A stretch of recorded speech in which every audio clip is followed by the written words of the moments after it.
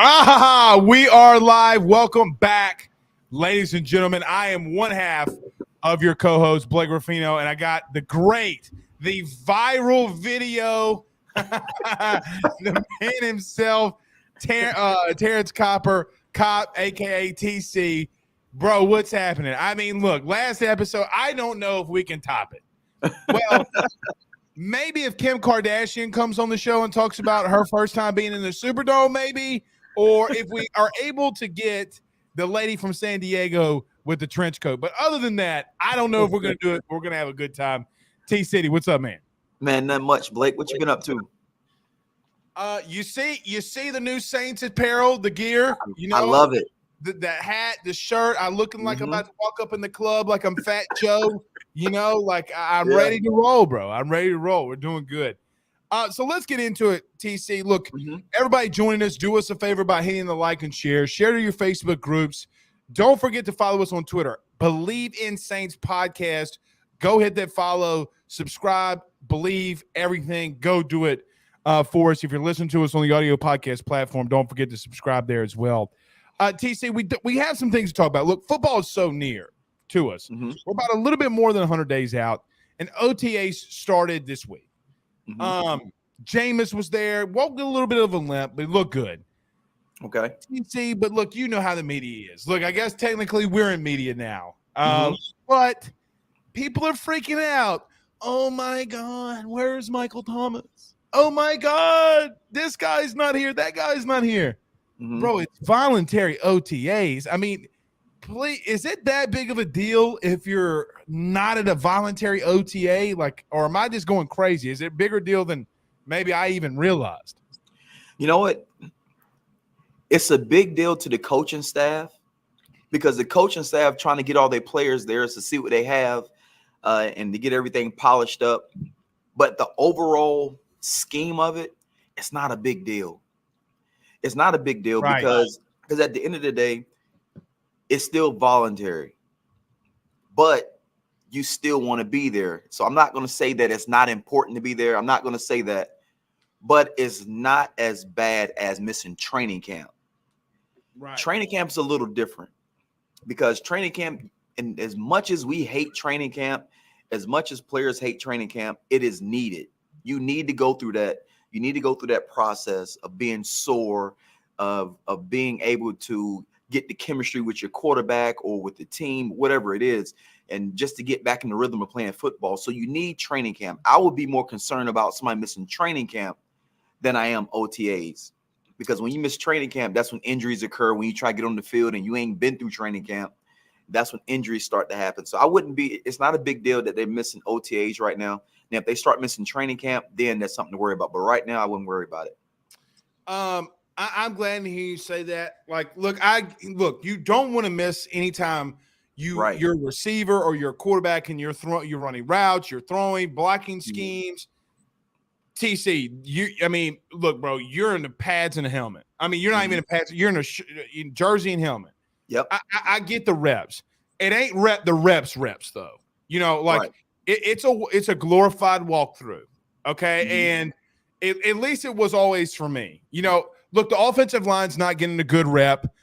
Peyton Turner, Cam Jordan, those guys aren't getting legitimate reps. You know, so let me ask you this: in OTAs, do a lot of the veterans? What do the veterans do in these OTAs? I mean, especially if you've been in a place for so long, it's the same coaching staff and you're established. I mean, are you just trying to get loose and get moving, or are you really like diving into it? Because I would assume the veterans don't get into a voluntary OTA as much as we would maybe think.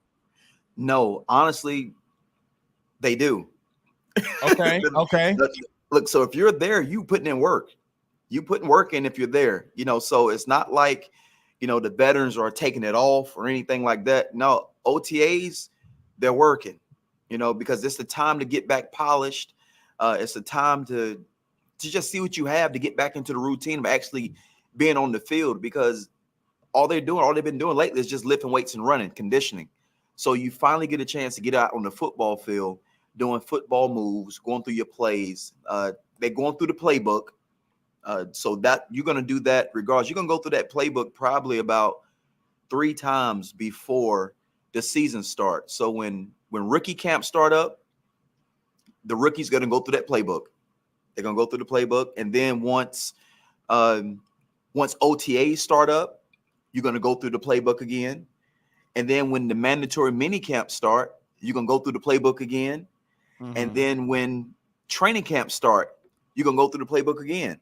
So, it's you don't want to miss OTAs, but if you're at OTAs, you're putting work in. So it's not like you're just out there chilling. So maybe I should have re-alluded to what I was saying. I just meant like you're going always full speed. Don't get me twisted. I just don't envision you doing 100% of the reps is what maybe I was trying to allude to. Maybe you are. I've never been an NFL player like you, so maybe I'm completely wrong. I just didn't, especially in today's league, right? Like TC, they got 3 other voluntary OTAs. You know what I mean? Like, yeah, I don't care that Mike Thomas is getting treatment in the facility. Like, right. I mean, I do care. Okay, I care that he's not out there, but I don't care. You know what I mean? Like, look, man, I want him there for training camp. And I know Dennis Allen today talked about that. He's like, guys, I mean, I don't want to say that he was trying to tell everybody to relax, but I felt like he was Aaron Rodgers today and was like RELAX, relax. So look, we'll see. Oh, we got an ECU question in here. Okay. Terrence, who's winning week 1, ECU or NC State from Crying Belly? I'm going to go with East Carolina, and not because I'm an alum, because truthfully, to be honest with you, NC State does have talent. They have talent, and NC State is actually the favorites to win that game. They are. But the reason why I got East Carolina winning is, for one, they come into East Carolina to play. And then for 2, and this goes across the board with any college teams, it's better to play those teams that are favored. It's better to play them between the first and second game of the season. Right. You need to play them early because they're not clicking on all cylinders right yet. They're still trying to figure out what they're good at, just like everybody else is.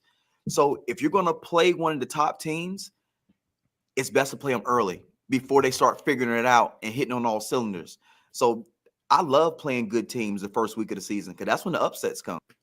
I agree with that wholeheartedly. And shout out to our good friends over at BetOnline. Guys, betonline.ag, our partners with me, Terrence, and Believe in Saints podcast. Go over there today, betonline.ag. Use your mobile device to sign up today. Use the promo code BELIEVE. That's BLEAV. BLEAV. Get 50% off your first welcome deposit. Let them know that your good friends Blake and Terrence sent you on by. Chris Olave looked good today. TC, the first pick for the New Orleans Saints. Crisp route running. I'll continue to preach this. He is a I don't want to say shorter Justin Jefferson, bro. Those route I've been at a lot of LSU practices in my day. I remember the Justin Jefferson, Justin Jefferson, what he called the gritty 2-step in his route. Olave's got that. Man, he looked really, really good today. TC, when you see a rookie with that much hype coming in, is there any words of encouragement or wisdom you give to him? Like, hey, man, just settle down, be calm, or do you just let him ride? I mean, what do you tell? Because, look, his hype is just building every single day. Is there anything you say to him when because, look, he's doing fantastic. Like he looked great today. Do you just let him ride or you just say anything to him? You let it ride. You let him ride. You want him to, because what's happening is he's building confidence.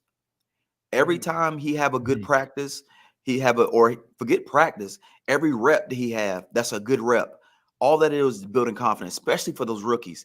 That's what they need. They need to build confidence because at the receiver position, if you're not confident in what you're doing, if you're not confident in catching the ball, if you don't have your confidence, all you have is confidence at a receiver position. And if you lose that or don't have it, you might as well sit on the bench next to the coach because you're no good for the team without confidence. So every practice he have, it's just building confidence. It's building confidence. Now, the only time you'll really start talking to a rookie about kind of just being calm is when he start to engage in what the media is saying. You never want to just hear, you don't want to hear the noise outside that locker room. The only people you need to listen to, and I hate to say it, like I said, we're kind of in the media now, but they don't need to be worrying about what we're talking about.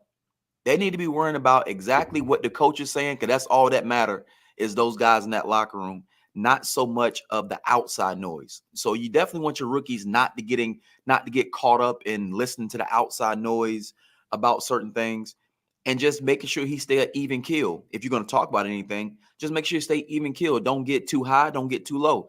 Stay right in the middle, stay even keel, regardless of what's going on. Tyrann Mathieu made his debut in a Saints uniform today wearing number 32. In the words of Cam Jordan, I still can't believe it's real that he's here. Different swag on defense. Look, I know C.J. Gardner-Johnson wasn't out there. I know some of the Marcus Lattimore wasn't out there getting some treatment. TC guys, physicals, bruised up. Mm-hmm. Hey, can you take a look at this? I mean, nothing really serious. Yeah. Guys weren't lined up. And from what I understand, Tyrann Mathieu was yelling at him and barking at him to get him lined up in the right position. It's day one. I'm not saying Demario Davis can't do this. I'm not saying he doesn't do it, because he does. But, man, at least for me, especially a guy playing center, when I see a guy coming in, okay, especially at least when I was in college, when I see a guy coming in who hasn't been here, who knows everything and where guys are supposed to be, I don't really say anything to him. I'm actually kind of blown away. Mm-hmm. When you hear that, when you see that, as a guy that's been in that locker room, when you would see that on the NFL perspective, is there anything that when you see a Tyrann Mathieu coming up there and knowing where guys are supposed to be, being a leader, how much does that help you in the locker room, that guys in that locker room when they see that? Oh, yeah, he's setting the tone. He's setting the tone. He's laying down the law of, listen, things got to be done a certain way. Forget the coaches. It's players holding each other accountable. And that's when you have the best teams, not because you got a good coaching staff. Of course, you want a good coaching staff. And at the end of the day, if you're an NFL coach, you know a little bit about football.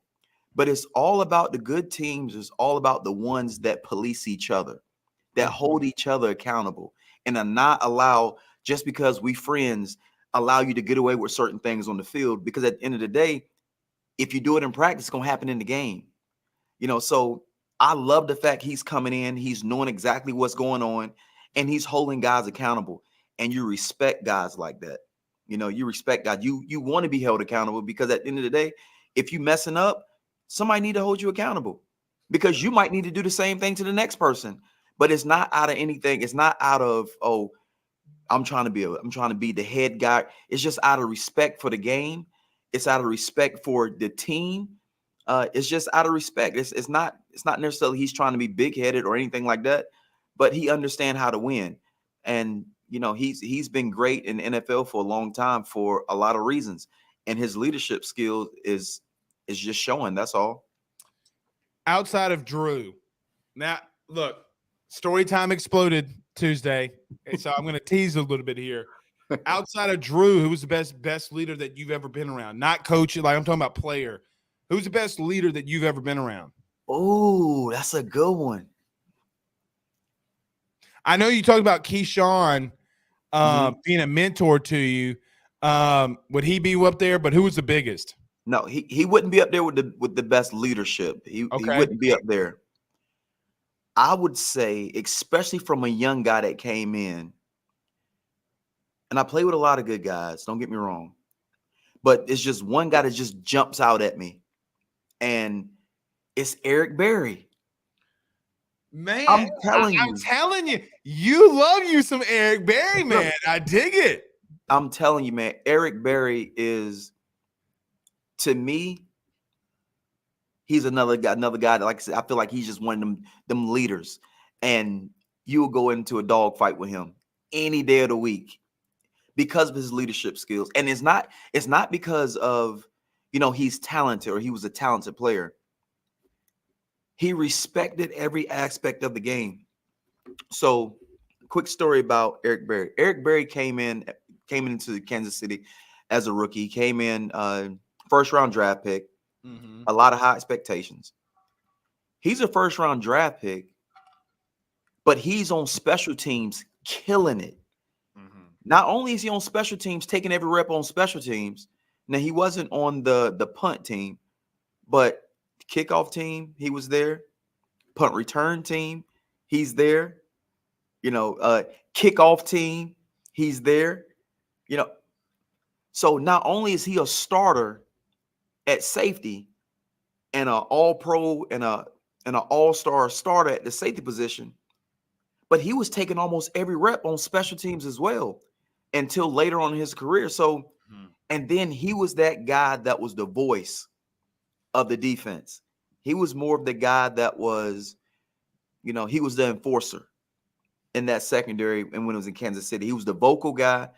He was the guy that everybody rallied around. And he came in as a young guy carrying his weight on his shoulders, and he carried it well. So Eric, man, he's one of my guys that I feel like I just respect him so much. I respect his leadership because of what he brought to the team mentality-wise, what he brought to the team work-wise. He was one of those guys, man, that it didn't matter what the play was. If he's on defense, and this in practice, if Jamal Charles break loose and he's running because all the running backs got to score. Every run play, when the ball handed off, regardless if it's practice or not, you got to run to the end zone and score with it. That was the rule. But guess what? Eric Berry would run right beside him every single play to the end zone. Jog back to the huddle, get lined up again. Next play, he's running right beside him again to the end zone. Come back again. He did this every single play, every single practice. And that's why I respect him so much. And he's definitely one of those leaders that I can say one of the best. There's a couple things in sports. When people do something, you don't mess with them. In today's day and age, if a guy doesn't wear gloves like Eric Berry did and he tapes his fingers, remember how Eric Berry used to tape his fingers? Yeah. If you're on a basketball court with an older gentleman and he's wearing all black Air Force Ones or all black G-Nikes, you don't mess with that man. Eric Berry was a bad dude. He was a bad man. I'll never forget TC when that Florida game when he everybody was like, no, all the media was like, nobody could tackle Tim Tebow head to head. He's breaking all these tackles. Tennessee and Florida came up, and he obliterated Tim Tebow all night long. Tennessee would wind up winning 9 or 10 games that year. And Eric Berry was one of my favorite players of all time just because of his hey, man, I'm going to light you up. Did he talk a lot on the field? Was he a trash talker? I could see Eric Berry being hey, bro, I'm going to be here all night. Yep. Like the Mike Tyson mentality. I see that in Eric Berry. Yeah, I'm telling you, he was the guy, before the game start, he'd want to bring the defense up. He didn't want to give the chance. He came up with the chant that the defense would have, so he did all this stuff young. He was doing this young coming in, so Eric Berry is my guy. That's who I would say is one of the top leaders as well. That probably a lot of people are not going to give him his flowers because, he might not be, like I say, Drew Brees or Aaron Rodgers. He might not be one of those guys, but he's definitely a leader. Is there anybody else that in your time? I mean, I know we've talked about Drew, but I kind of want to get to Dallas. You hinted something to me the other night in your time in Dallas. Maybe not so much of a leader, but look, Sean Payton, Bill Parcells. I gotta know. Look, I know we'll talk Saints, but look, we got a lot of time to talk about Saints too. Bill Parcells. So let me, TC. I got a very guilty pleasure. I got to tell you what I do. All right. I watch on YouTube coaches chewing players out, because I feel like it's the funniest stuff of all time. Bill Parcells, I feel like when he would talk to Bill Belichick, it was it was so funny. What was your time like with Bill Parcells when you were around him? The first thing that I picked up with Coach Parcells was he was a tough coach. He was a hard-nosed coach, but he was a fair coach. When I say fair, I'm talking about he was a fair coach. It didn't matter where you came from. It didn't matter what school you came from. It didn't matter if you got drafted first, second, third, fourth, seventh round, or free agent. It didn't matter anymore. Once you was on the team, all that draft status, it goes out of the window. It's all about who can play ball, who can play, and that's what I loved about him. He was a tough coach. Don't get me wrong. He wasn't just a tough coach on his players.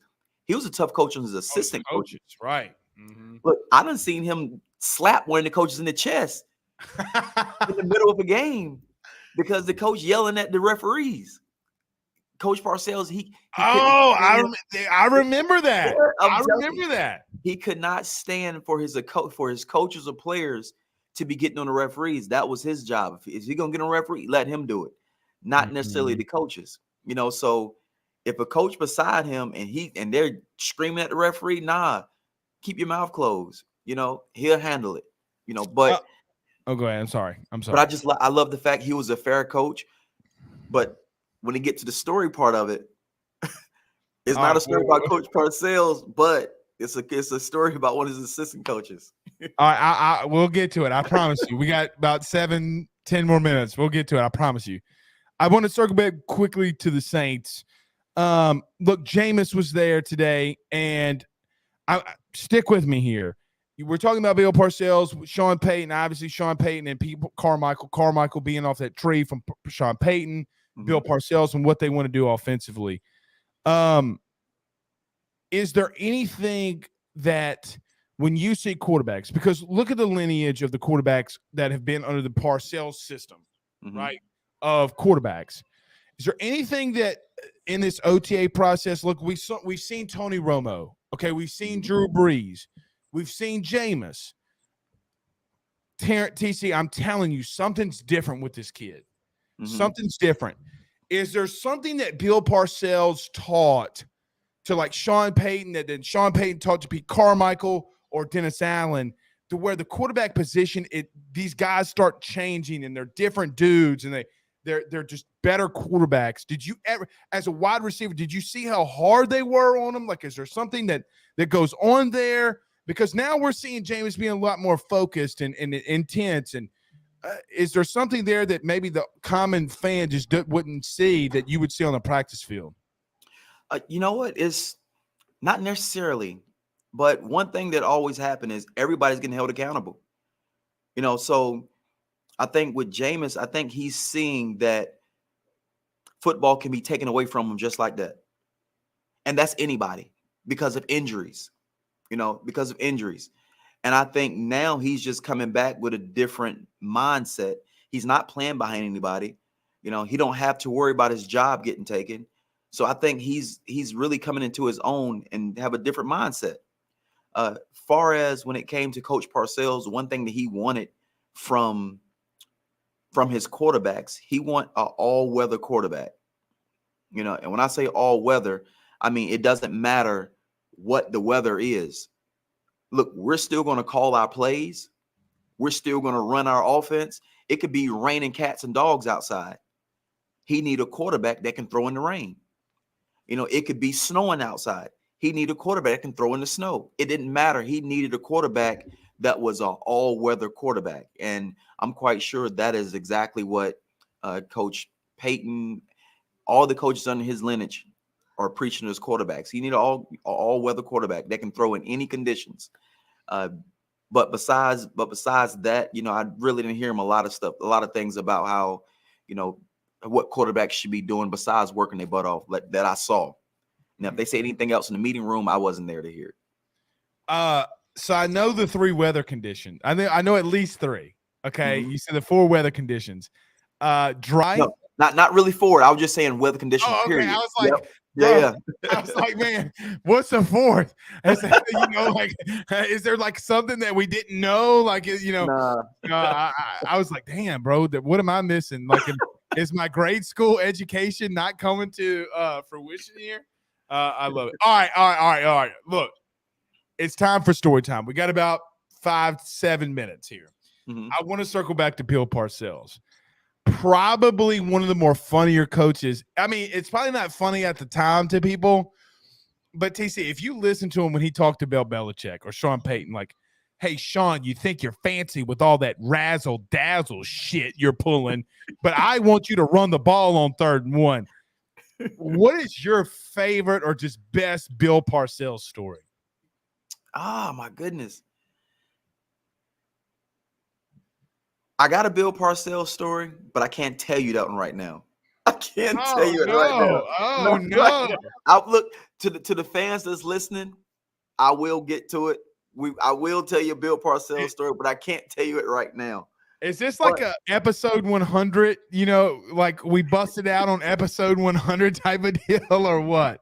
Is it like that? Is it like that intense? yes, it's like that. But I definitely can give you a story um, about one of the coaches that was on that staff. Okay.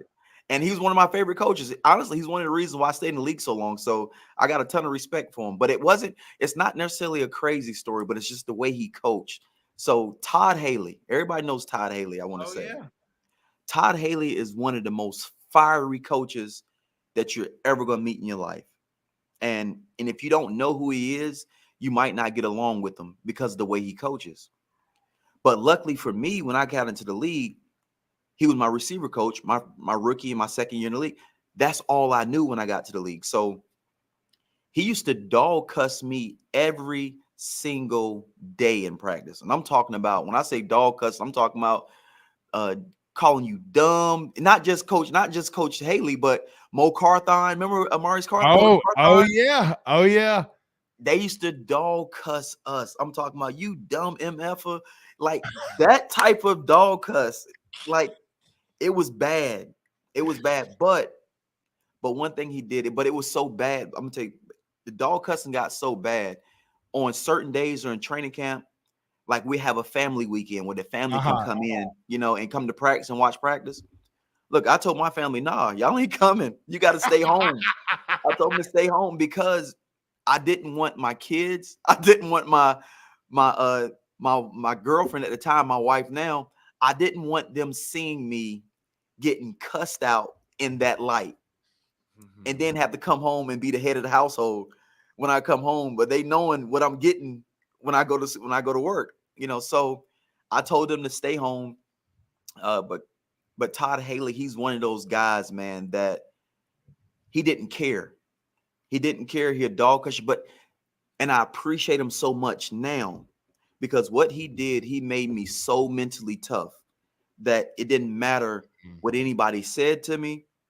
It didn't matter what things looked like. Just get the job done. And I was so mentally headstrong because of his coaching that it was great because nothing bothered me on the field because he pushed me so much in practice that the games was easy and nothing bothered me, nothing rattled me. And it also helped me out with life now, when I'm in just living regular life now.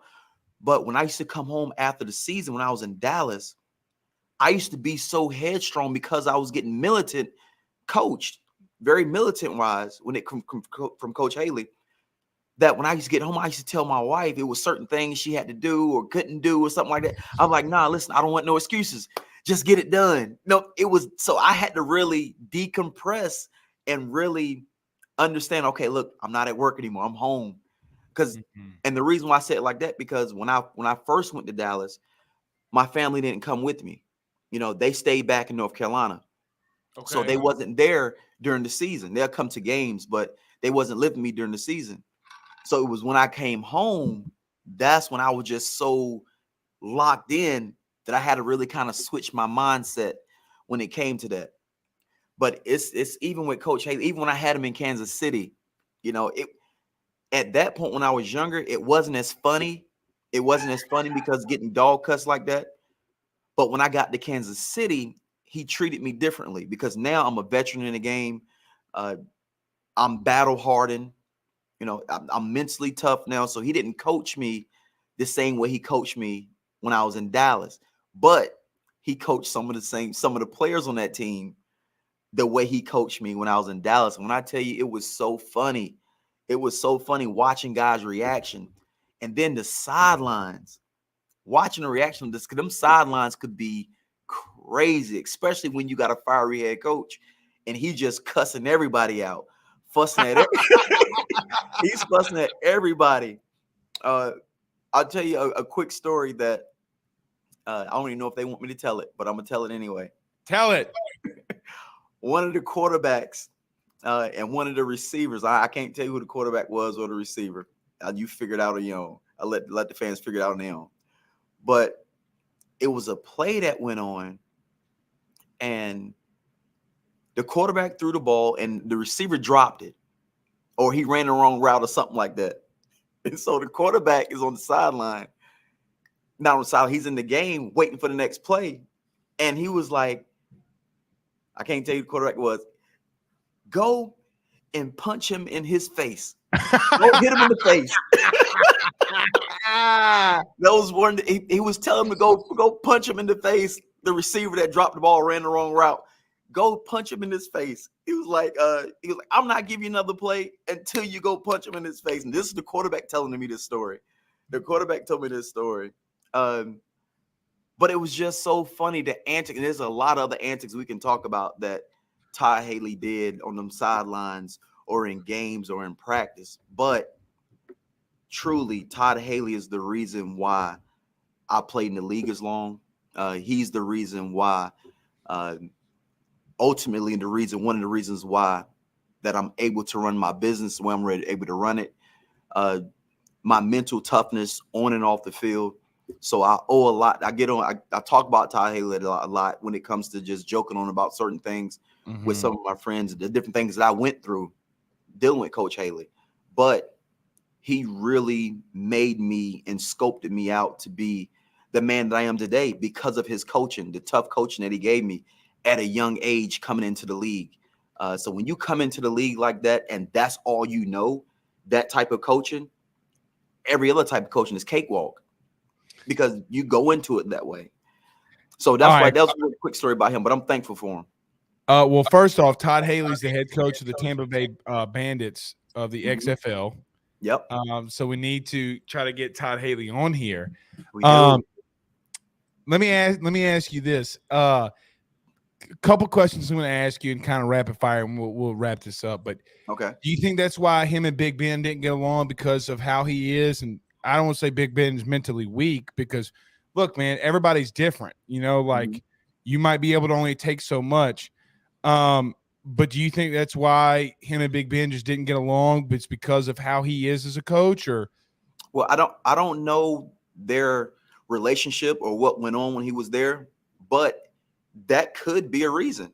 You know, I'm not saying that it's not, and I'm not saying it is, but I know Coach Haley coaching style, and everybody, like I said earlier, if you don't know him, you might not like him because of his coaching style.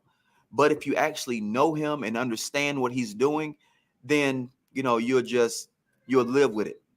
But it's hard for guys that's been in the league for a little while to run into that coaching that haven't been coached like that before. Like I said, so that was to rudely interrupt you, TC. That was my next question. Okay. What are your thoughts when you're coming in? Like, I mean, I know that today's society is much different today than it is when you were coming to the league, when I was playing football. You know, like I had an offensive line coach say that he was going to buy a dog and name it Rufino. So every time he gets mad, he can kick the shit out of it. You know, like, so it's different when we were coming up versus, you know, kids today. But what were you thinking? Like, I could see Todd Haley be like, this isn't East Carolina University anymore, TC. You know, like, you know, what were you thinking? Were you like, oh, shit, I ain't going to make it? You know, like, what were you thinking when Todd Haley was going off on you like that? The first thing I was thinking was, okay, a lot of times your manhood does get, you know, I'm not going to say questioned, but he pushed buttons. And as a player with me, just trying to make the team, and I know what I wanted. I know I wanted to play in this league. I just felt like this was how the NFL coached. I didn't know if it was different type coaching in the NFL because, again, remember, I came in under Coach Parcells, Coach Haley, Mo Carthon. So these guys, these rah-rah type coaches, that's all I knew. So I haven't been to another team to even know if coaching is different. So I felt like, okay, this is just something I got to adjust to. But I also had Keyshawn Johnson there as well. giving me pointers. Listen, don't take it personal. Just listen to what he's saying, not how he's saying it. Because again, not Coach Parcells, but Keyshawn Johnson was with Todd Haley, and Coach Parcells with New York Jets. So he already kind of understood how Coach Haley coached. And so he kind of mentored me on that part of how to handle that type of coaching. So I never got out of pocket about it. I just, like he said, I just took what he said and not how he said it. So when you have an all Pro Bowl guy, like legitimately Pro Bowl guy saying, just listen to what he's saying. He's telling you the right thing. Forget about what the dude's saying.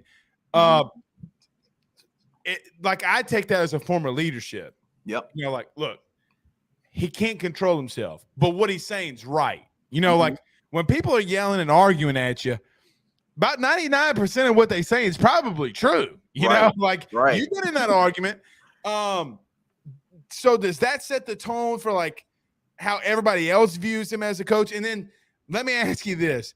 When you went to the Saints, and I don't know if your next head, wide receivers coach coached you any which way, but if he wasn't like Todd Haley, were you like, oh man, this is fantastic? Like, oh my God, this is what I thought the NFL would be. You know what? So once I got to New Orleans, Coach CJ, call him Tiger. He was the Curtis Johnson. He was the receiver. Shout out coach. LSU. Yep. He was the receiver coach. Now, he wasn't a fiery rah-rah guy like Coach Haley was. But when I tell you Coach Johnson knows his stuff, like he's probably right ahead of Coach Haley. Probably was the best receiver coach I ever had. Him and Todd Haley are really close. But I'm going to give the edge to CJ. But he taught me so much when it came to the receiver position. That's why when he was in New Orleans last year and years, I really wasn't worrying about the receiver core. I knew now talent-wise, that's different if you got talented receivers. They may not be as talented as receivers as you want them, but those receivers going to know their stuff. They're going to know how to get open. They're going to know exactly what they're doing because you had Curtis Johnson, Coach CJ, in the building teaching them these things. I know this firsthand. He knows his stuff. So for me, it was different because I wasn't getting the rah-rah type stuff, but I was getting coached very well and very hard. And he was still one of those coaches that would be honest with you. He didn't sugarcoat anything. He was a real honest coach about things, but he knew exactly what he was doing when it comes to coaching receivers and developing receivers. 100 days away, man. I mean, when we add, look, TC, here's what the interesting thing about podcasting is. People get to learn you and your stories, and then when we get in the season, they were like, okay, well, I remember when TC said this. That's why this receiver's not doing that. So I think that we're in the off season, but we're learning. The viewers are learning. The listeners are learning. And so I love it. Look, man, this has been fantastic. Fantastic week.